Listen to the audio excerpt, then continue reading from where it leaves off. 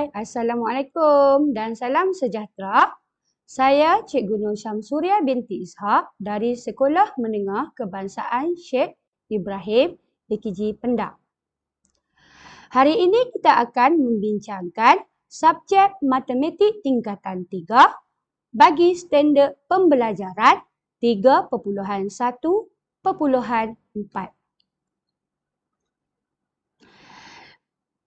Standard pembelajaran 3.1.4 adalah membanding dan membeza potensi risiko, pulangan dan kecairan pelbagai jenis simpanan dan pelaburan.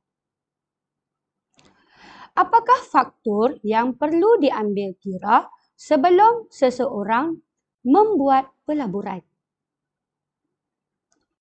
Ada 3 faktor yang harus diambil kira oleh seorang pelabur sebelum membuat pelaburan adalah seperti berikut. Yang pertama adalah potensi risiko pelaburan, di mana kemungkinan sesuatu ketidakpastian yang mungkin dialami daripada pelaburan yang dilakukan. Faktor yang kedua adalah faktor pulangan, tahap pulangan. Keuntungan yang dinikmati oleh pelabur daripada aktiviti pelaburan yang dilakukan. Faktor yang ketiga adalah aspek kecairan. Ia berkaitan seberapa segera boleh ditunaikan daripada sesuatu pelaburan atau simpanan tersebut.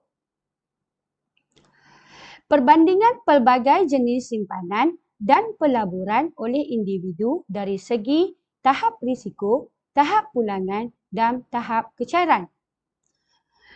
Untuk jenis pelaburan simpanan, tahap risikonya adalah bebas risiko, tahap pulangannya rendah dan tahap kecairannya tinggi. Begitu juga dengan simpanan tetap. Tahap risikonya bebas risiko, tahap pulangannya rendah dan tahap kecairannya adalah tinggi. Pelaburan saham syarikat, tahap risikonya tinggi, tahap pulangannya tinggi, tahap kecairannya sederhana. Bagi hartanah pula, tahap risikonya adalah rendah, tahap pulangannya adalah tinggi, manakala tahap kecairannya adalah rendah.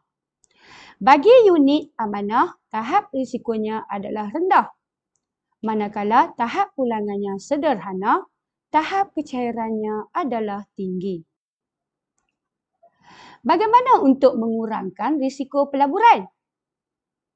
Cara yang boleh digunakan untuk mengurangkan risiko pelaburan adalah dengan mempelbagaikan portfolio pelaburan. Ini dapat membantu mengimbangi risiko antara satu sama lain dan seterusnya, boleh mengurangkan risiko dalam portfolio pelaburan. Apa yang dimaksudkan dengan portfolio? Portfolio ialah pelbagai tahap jenis pelaburan. Mari kita uji minda 3.1D. Soalan yang pertama. Jelaskan hubungan antara risiko dengan pulangan dalam pelaburan.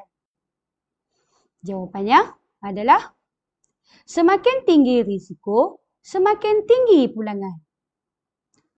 Soalan yang berikutnya, soalan yang kedua. Potensi risiko dalam simpanan di bank adalah sifar berbanding dengan pelaburan. Jelaskan pernyataan ini. Jawapan. Bank negara memberi jaminan atas simpanan di bank. Okey, soalan yang berikutnya, soalan yang ketiga. Mengapakah amanah saham mempunyai tahap kecairan yang tinggi? Maka jawapannya, boleh ditunaikan dengan serta-merta. Soalan yang terakhir adalah soalan yang keempat. Hartanah mempunyai potensi risiko yang rendah. Jelaskan. Maka jawapannya adalah biasanya apabila harga hartanah meningkat, jarang harganya akan jatuh. Sekian, terima kasih.